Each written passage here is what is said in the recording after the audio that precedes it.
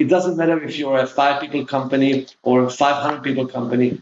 You're experiencing, the same amount of horror and fear and struggle and success. Welcome to 20-Minute Leaders. Just sit back, relax, and learn from the leaders of today. It's a journey. Each one is different, unique, inspiring. Let's get started. This episode is powered by J Ventures, a community-driven VC fund in Silicon Valley, in partnership with Leumi Tech, sponsored by Hippo Insurance, Upwest Labs, Turing, Hillel at Stanford, Leap, and in media partnership with CTech. Observability of technology in large enterprises is becoming key to crisis management, innovation, and control. Meet Tomer Levy, the CEO and co-founder of Logzio. Before founding Logzio, he co-founded and was the CTO of Intigua, a company that developed innovative Docker-like containers designed for large enterprises. Prior to Intigua, Tomer spent 6 years at Check Point, where he led its Intrusion Prevention System (IPS) product from concept to market, generating $100 million in revenue in the second year. Tomer has an M.B.A. from Tel Aviv University and a Bachelor of Arts in Computer Science. Tomer Levy, Logzio, how are you today? I'm great. Thank you for having me. It is a beautiful garden you have behind you. Where in Israel are you right now? Thank you. I live in a small, I think it's a town called Hofit. It's right by the water line, Bet Yanai Junction. It's not too bad. It's nice and quiet. Is Hofit next to a beach by the name? Yeah, it's like 1,000 meters from the beach. Yes, it's not a coincidence. So now I understand your passion for kite surfing. Yes. Somehow I found myself next to the beach. I don't know how that happened. Yeah. Amazing. So Tomer, we can talk about kite surfing and the beach, but what I really want to get to is your time, in the tech ecosystem. A two-time founder, previously with Intigua, now with Logzio. Talking a lot about open source, talking a lot about productivity. You spend a lot of time at Check Point as well, so you're very much embedded in the Israeli ecosystem. But tell me a little bit about as an engineer and entrepreneur here. What guides you? Because it sounds like, when you're dealing with open source and productivity, you have some vision of how you see the engineering world. Yeah, for sure. So for me, it was always, it was never about, I want to solve the most difficult problem and I'm passionate about, getting these bits in the right order. For me, it was always, from the Check Point days until today, it was about solving, a human a problem for a person, for a human. So I was at Check Point, I did this security product, and I was passionate about, hey, the customer actually used my product. That's amazing. They're getting value, they're upset, and this is what I love the most when doing it. And this is what guides me through time, right? Intigua was also about, can we use technology to do something meaningful? I think now at Logzio, it's like, just walking to a customer floor and seeing the screen, it's all showing Logzio. Going through a call with a customer and telling them, hey, it's not about this feature helped us do something, but the engineering work we've done that made their life better. Again, we're not curing world hunger, and we have a place to make businesses more effective, engineers more productive, application more resilient. And when they tell me, hey, this really changed my day, my boss was happy, the CEO was excited about how we did this launch. This is all I need from engineering. And so Logzio, when you're walking into the customers, and we'll talk in a second about this idea of not solving world hunger. My perspective is that actually companies like you are actually the ones that are enabling, the biggest solutions that are yet to come. And so so we'll talk about that in a second. But Logzio, what does it actually do? Yeah, so we call it cloud observability. In simple words. Imagine that you're running like a very important healthcare application. The entire hospital is reliant on this system to move the drugs, to get the people in line in the right order. If this system crashes, it stops working. It's a huge, it's a huge mess. It may even be liability. It may even be people who might get hurt. Okay, this is a mission critical application. What we do is we put glasses on the eyes of the engineers. And with these glasses, they're able to see, number one, is there a problem? Number two, what's not working? Exactly. Imagine behind this application, there is like hundred and hundred of cogs that all have to run in the same way. We call them microservices. They run on the cloud, they run on-prem, they interconnect, and they break. They break every single day. And we help them to find where in these cogs, where is the problem? And this is a huge problem. So imagine, how do you do that? So all of these cogs are generating data, a lot of data. Like, a good sized customer will send, 1 billion events every hour. Okay. So the humans that have to process so much data are lost. So what we do is we give them tools to say, hey, you can scan this data, you can, slice and dice it, and then you'll know, hey, this is where it's broken. I'm going to fix it as fast as possible so I can get the system up and running before anyone notices. This is what we do. So take me now, 30,000 feet in the air and paint me a picture of this ecosystem, because, what you're describing here, I think depicts also a greater trend for how software is being built, across the board. And perhaps Logzio wasn't relevant, 10 or 15 years ago, but it is hugely, hugely relevant today because of these dramatic shifts. What are these shifts that we're seeing? Yeah, I think you're right. Logzio could not have existed 10 years ago for multiple reasons. We couldn't have built this kind of company at the scale we are without the public cloud, without Amazon and Azure to support us and scale us. But the problem we're trying to solve is relatively a newer problem. Okay, so imagine pre-COVID, right? You had so many businesses which were not online, right? You go to the laundry place and you go, you put your stuff, you come back, you pick it up, whatever. Now in COVID, people started to have an app, right? It's all in the app, it's all working, the delivery is online, you see when it's coming, you pay online. Imagine the transformation that companies, even small companies, and not to talk about large companies, had to do in a matter of weeks to survive. This wasn't about, hey, we want to increase revenues. This is about survival.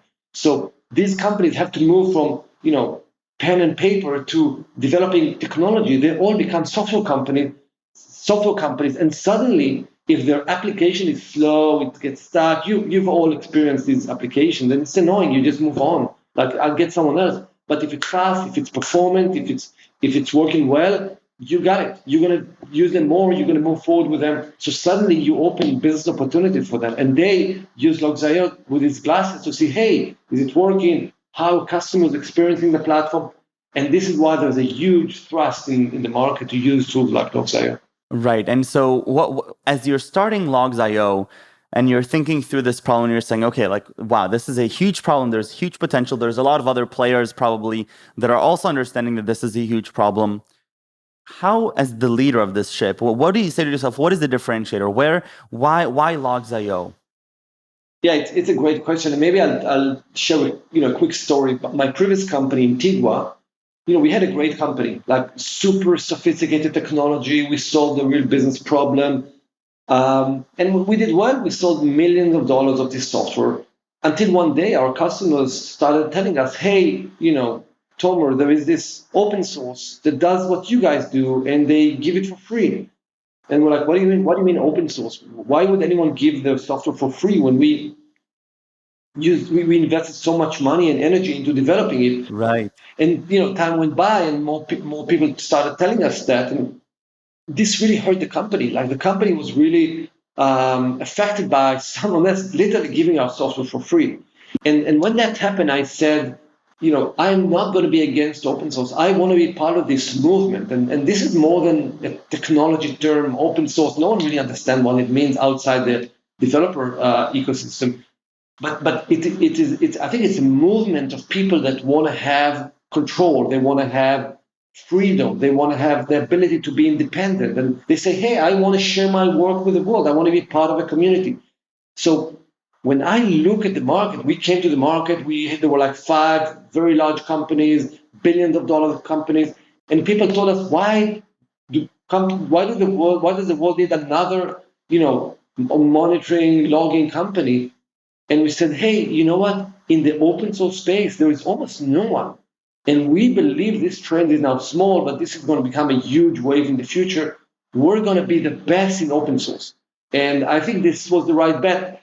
And I agree with you, by the way. This is a very crowded market. We're not the only company that figured out, hey, people will need like digital businesses and we need observability. But I think we have a very, very unique angle, and we were able to, acquire customers and grow the business and influence a lot of people. So I'm happy with where we are.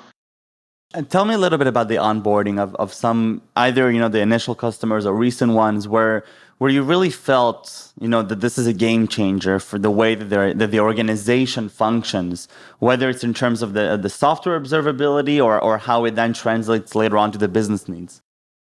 Yeah, for sure.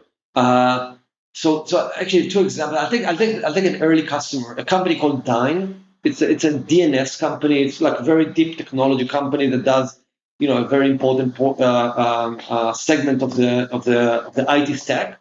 And this company came to us. We were 2 months in production, so the product was literally barely working. They came and said, "Hey guys, we need you. We're going to use you." And they paid us $100,000 a year, like amazing amount of money for us for such a young company. And we said, "Oh my God, these guys are amazing. They're like giving us so much." And we just worked all year to make this customer happy. And they started paying more and more and more money. And then one morning on October 2015, I wake up in the morning from a phone call, and it's the engineering team, and they say, "Hey, the whole system is experiencing some slowness. Dyn is actually going through a cyber attack, a DDoS attack against this organization." And on that day, you can look at CNN, across all the news outlets. There was no Netflix for a day, no Spotify for a day, no Twitter for a day. This was a big day in technology. Like the whole internet was shut down because of that attack against Dyn. And then when that attack was happening, we were the company that they used to mitigate the attack. We were the company that helped them isolate the attackers. So, when we looked back and we spoke to the team, and they actually, they came and they talked openly about that. Without Logzio, maybe the company wouldn't have made it through that huge crisis. And they used us to really mitigate one of the largest cyber attacks on US soil at that time. And for me, it was a huge pride. We helped them get Netflix up. We helped them get Twitter up. And then I realized it's not that they, did us a favor or, really paid us a lot of money. They actually didn't pay us enough money for what we did for them. It definitely sounds like it. So on this, balance, do you find that, Logzio is, is the value proposition more for those big areas where, like, something crashes and now everything's in crisis mode and Logs is the place to fix it? Or is it more in the day-to-day, finding small inefficiencies, finding small problems? Which of these two are you most interested in? Yeah, so I guess it's both, right? It's absolutely for the, for, oh my God, the shit hit the fan kind of day, but it's also day to day. Like we see that most of our users use Logzio every day. So imagine we have companies where in a single company will have 5,000 people that go every day to the Logzio console. So something we here in small Israel develop, there are 5,000 people in some of the most successful companies in the world that use the product every day. So and to do it every day doesn't mean they have a crisis, right? They just wrote a piece of code. They want to see how it works, how it's performing. They deployed, they shipped an application to production, so they made it like available. Now they want to see how it's performing, etc. So that's what I like about it. It's not two people in the company use it. It's like it's an experience platform, is how we call it. Tomer, it sounds like a fairy tale almost. Where's the poop? What went wrong? What were some of the biggest challenges as the CEO and founder that you're facing here? No, don't get me wrong. The kitchen is always dirty, and I always joke when I call other founders and I say, "How are you doing?" And they always joke, "Everything is great," and we all laugh like we're crushing it. It's like the joke because no one's crushing it. No one is. Everything is great for them. Every CEO, every founder. It doesn't matter if you're a 5-people company or a 500 people company. You're experiencing the same amount of horror and fear and struggle and success, right? So So I don't. When people ask me, are you guys, you guys are successful? You said before you guys had success, and I don't feel like we had the success we are aiming for. We're only. I truly feel like we're only getting started. So what are the challenges? I would say there are always outside challenges, right? The market has been evolving, a lot of competition. That's definitely a challenge that we're seeing in the market. And I think we're constantly evolving and changing. And we're like the SWAT team, and they're the platoon. So all of our competitors are very large companies, multi-billion-dollar public companies. We're the largest private company in the space. So we're trying to run as fast as we can. Wow. But the biggest problems are actually not outside; they're internal, like us, the people. What they're experiencing. A great employee that is not happy, that want to leave. The challenge of bringing the best talent in the market. I spend probably 40% of my time with people. Like, how do we make the culture better? How do we make the best talent stay, forever? How do we bring the best talent? And it's so difficult. It is so difficult, especially in today's market where there's a lot of venture capital out there, that people have a lot of money to hire other, the best people. It's a challenging market, and you have to be more than a place that pays a lot. You have to be a place where people grow, where people develop.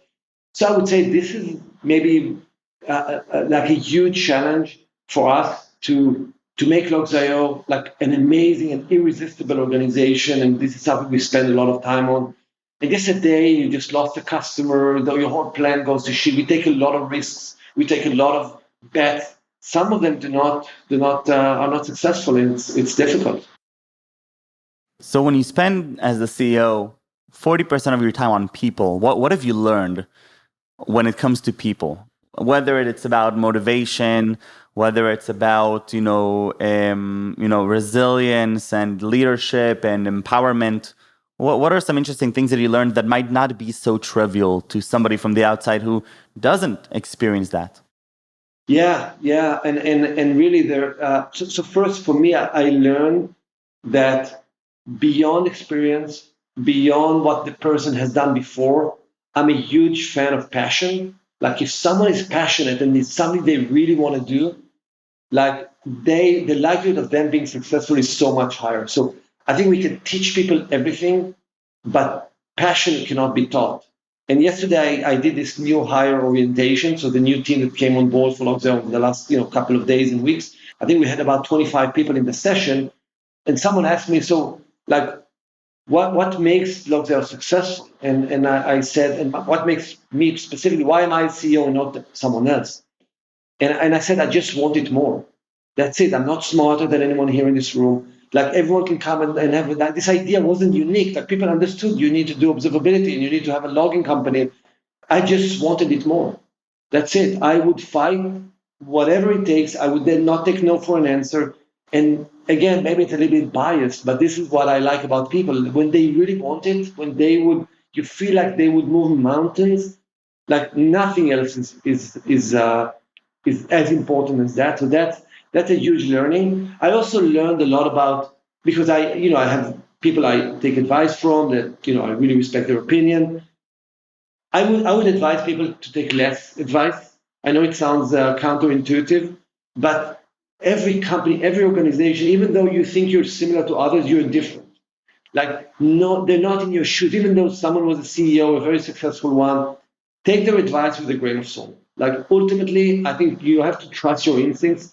And I would generally, recommend to take less advice and focus on what you think is the right thing to do, and just believe in it and move on. Amazing. Tomer, toda rabba rabba. This was so great. I have a few more questions, but they're not about Logzio or cloud observability or open source. They're about Tomer Levy. Are you ready for them? Let's do it. Let's do it. Favorite subject in middle school or high school? Yeah, I wasn't participating a lot in middle school or high school, unfortunately, but I would say sports. I always liked to be outside, to run. Volleyball was my thing at the time. Amazing. And who would serve as a role model or somebody that inspires you? Yeah, I know it's not what people would expect, but I'm inspired by my kids. I have 3 kids, and just the way they discover information, the way they learn, their naiveness about the world, and I have them in different ages and different levels of naiveness, but just the way they learn, the way they imitate, it's just an amazing, amazing journey to have. So if you have kids, I'm sure you know what I mean. Amazing. And what are 3 words that you would use to describe yourself? I'm detailed. Like I'm all about the details of the details of the details. Second one is maybe persistent. I don't give up. And passionate. I only do things that I'm passionate about. So maybe these. Amazing. Tomer, toda raba. Best of luck with Logzio and have fun kite surfing. And it looks like you're really living the life. And it sounds like you're the impact that you're making. And we didn't get to circle back to this idea of solving world hunger and all of that. But at the end, I truly believe that technologies that enable other technological companies to do better and to be more productive and to focus on the real things, that impact is unmeasurable on one hand, yet it's that it's huge. And so thank you for all the good that you're doing, and stay safe and stay healthy. Thank you so much. This was fun. Really appreciate it.